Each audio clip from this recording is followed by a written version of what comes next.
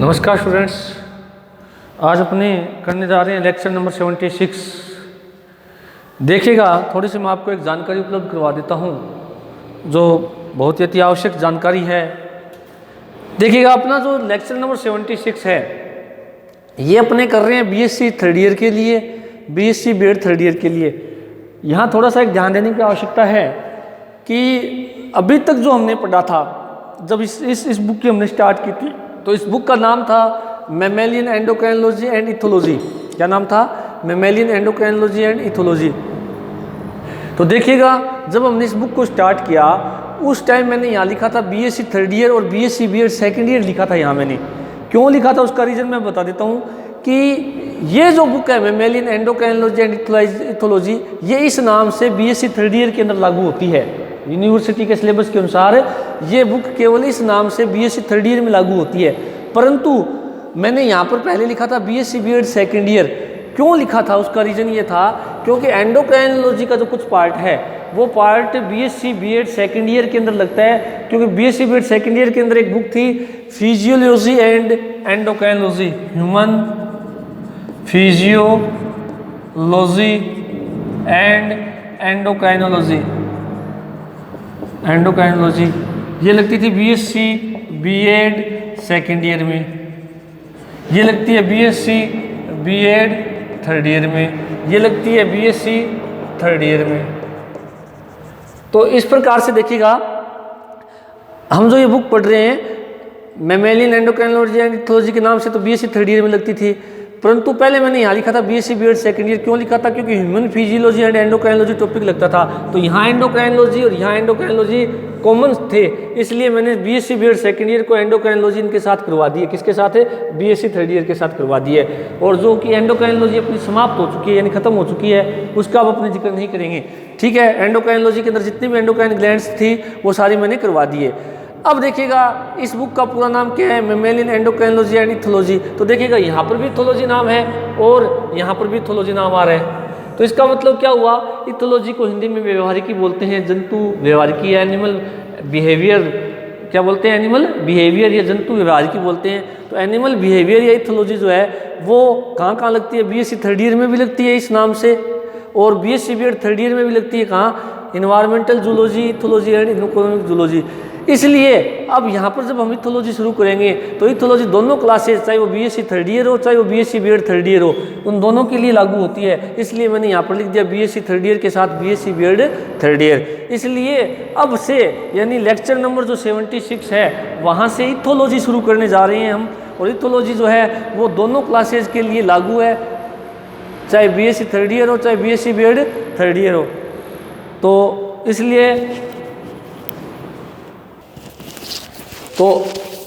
इसलिए अपने जो टॉपिक है वो स्टार्ट होने जा रहा है। कौन सा?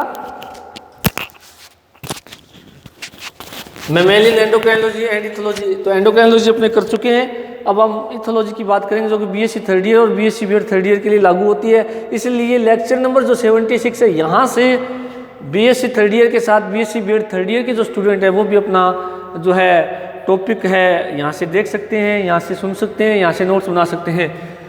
और यहाँ मैं फिर बता रहा हूँ, बीएससी बीएड सेकंड ईयर का जो है कोई भी कनेक्शन नहीं है इस टॉपिक से, केवल और केवल बीएससी थर्ड ईयर और बीएससी बीएड थर्ड ईयर के लिए ये टॉपिक आज से शुरू हो रहा है, लेक्चर नंबर 76। तो आज से अपने बात कर रहे हैं इथोलॉजी की। किसकी बात कर रहे हैं? अपने इथोलॉजी, जिसका एक नाम और क्या है? Animal behaviour. Animal behaviour.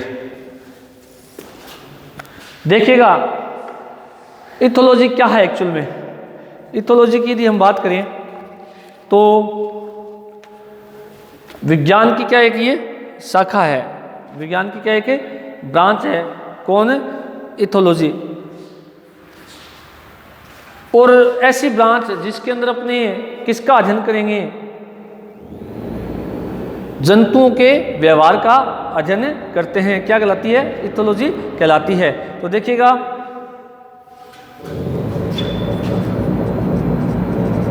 जंतुओं के व्यवहार का अध्ययन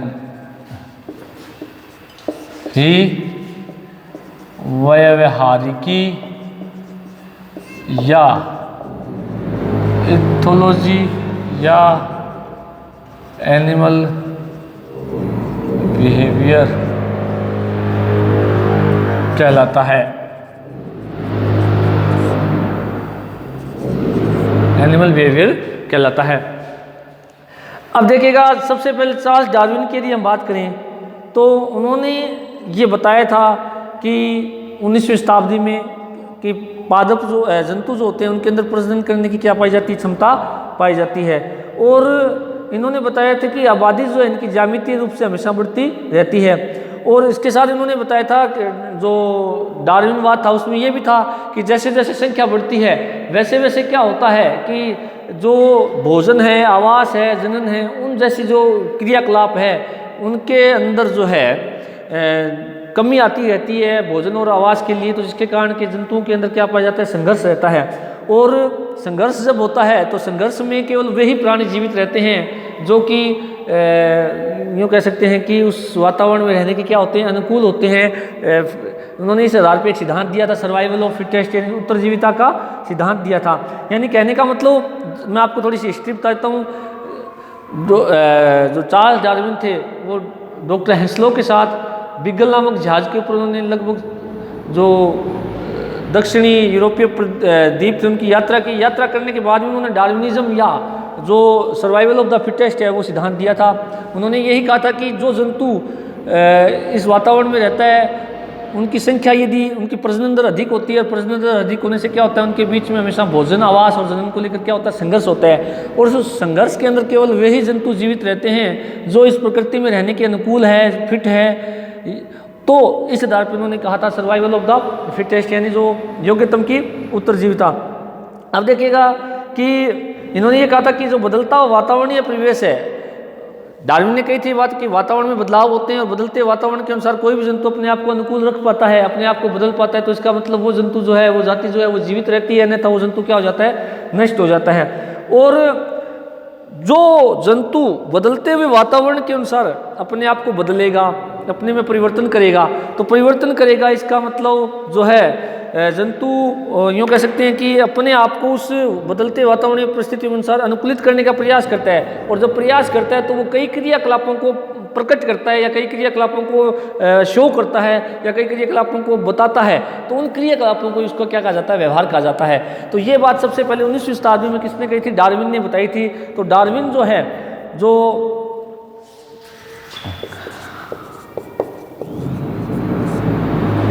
डार्विन ने 19वीं शताब्दी में बताया कि जीवों में प्रजनन दर अधिक होती है, अधिक होता है, तो उनमें संघर्ष होता है तथा बदलते हुए वातावरण के अनुसार वे खुद को अनुकूलित करते हैं और अनुकूलन प्राप्त करने के लिए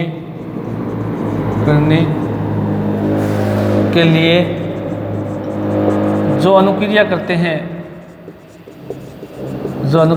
हैं उसे ही व्यवहार कहते हैं, उसे ही क्या कहते हैं, व्यवहार कहते हैं। ये बात किसने कही थी, सबसे पहले डार्विन ने। डार्विन ने कब की, उसने डॉक्टर हेंसलो के साथ बीगल नामक जहाज पर कई द्वीपों की यात्रा करने के पश्चात ये बात अपने को बताई थी। अब देखिएगा कि जो व्यवहार है एक्चुअल में वो क्या है। अब अगर अपने इस बात से समझे तो यही बात है कि जो जंतु है, वो जंतु जो है अपने प्राकृतिक वातावरण में रहते रहते वो क्या करता है, जो भी अनुक्रिया कर रहा है वो उसका क्या है, व्यवहार है। अब देखिएगा, व्यवहार का मतलब प्राणी द्वारा वातावरण एवं अपनी जाति के अन्य सदस्यों के प्रति की जाने वाली क्या होती है, अनुक्रिया होती है।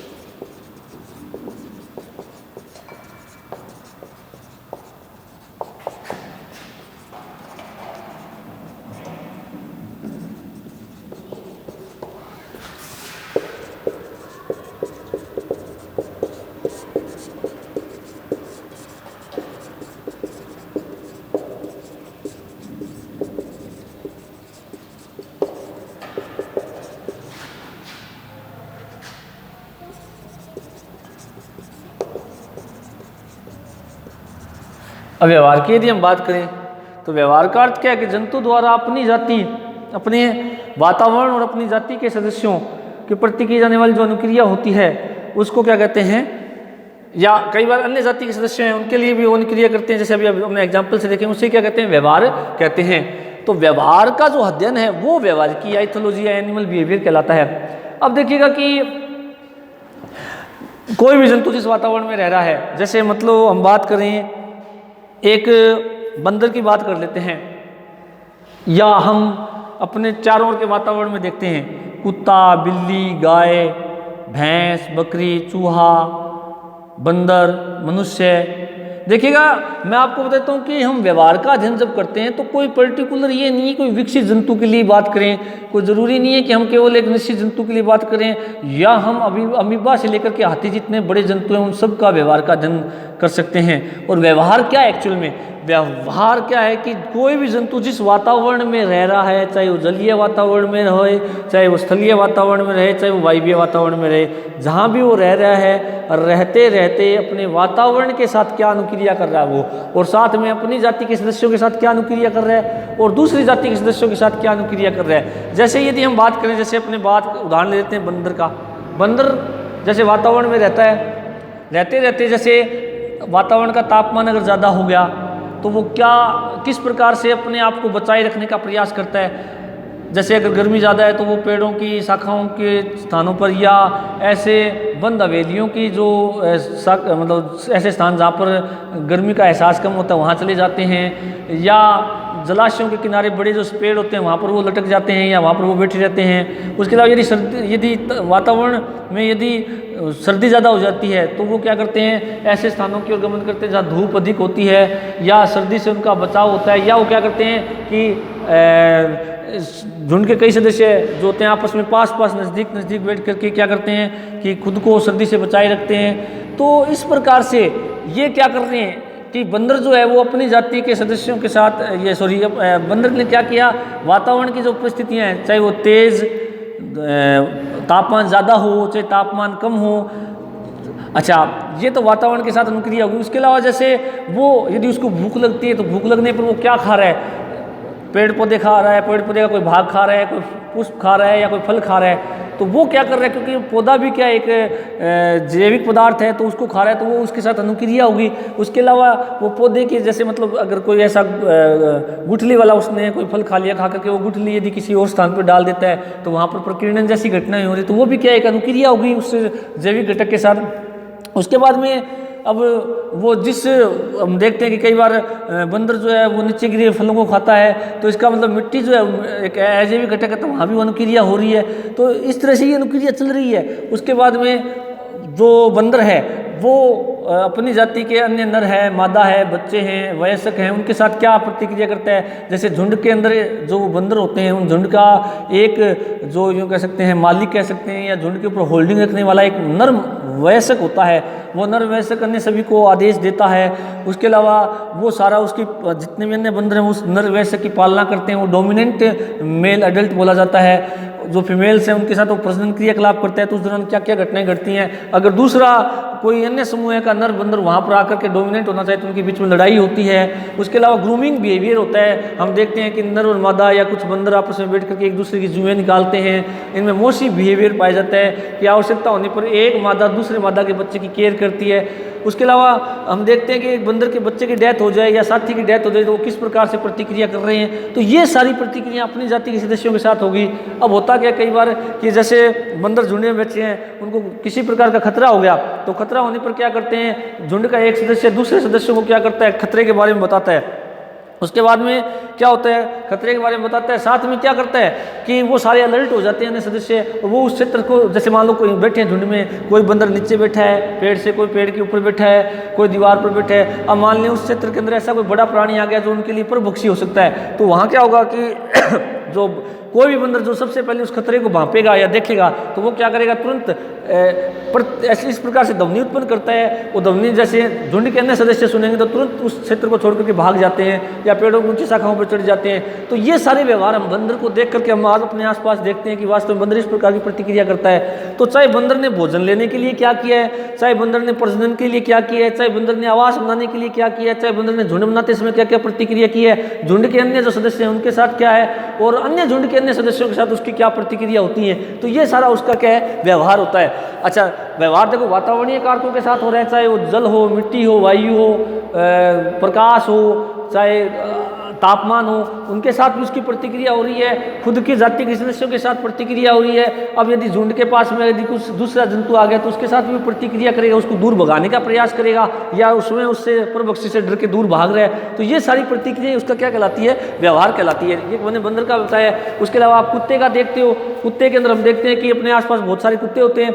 अगर कोई गली का दूसरा कुत्ता किसी दूसरी गली में चला जाता है तो उस गली के जितने जो उस गली में रह रहे कुत्ते हैं उसको घेर लेते हैं। तो हम देखते हैं कि उसमें फिर दो कंडीशन होती है कि जो कुत्ता उस गली का होता है उसकी पूंछ हमेशा ऊंची होती है और जो दूसरी गली का कुत्ता वहाँ है उसकी पूंछ दोनों टांगों के बीच में होती है और वो खुद को डरा हुआ सा महसूस करता है। और उसके अलावा हम देखते हैं कि कुत्ता जब भी जाता है तो मूत्र का त्याग करता है अपने क्षेत्र में, वो क्षेत्र निर्धारण के लिए वहाँ फिरोमोन, हमने बात की थी, फिरोमोन का स्त्राव करता है। तो ये सारी घटनाएं क्या है, वातावरण में चलती रहती है और यही क्या है, जंतुओं का क्या है, व्यवहार है। और व्यवहार का अध्ययन विज्ञान की जिस शाखा में किया जाता है उसे व्यवहारिकी या इथोलॉजी कहते हैं। और मैं बता देता हूँ कि आप व्यवहार का अध्ययन अपने चारों ओर बहुत तरह के जंतुओं को देख कर सकते हैं। जैसे कई पक्षी घोंसला किस तरह से बना रहे हैं, अंडे दे रहे हैं, बच्चे निकल रहे हैं अंडों से, उनका वो पालन पोषण कैसे करता है, कैसे परभक्षियों से उनकी सुरक्षा करता है। चिंटी का देख सकते हो आप, जैसे निकोटिन वर्जन ने इन्होंने मधुमक्खी का व्यवहार का अध्ययन किया था कि मधुमक्खी 8 और गोल 2 तरह के डांस करती है, भोजन और छत्ते और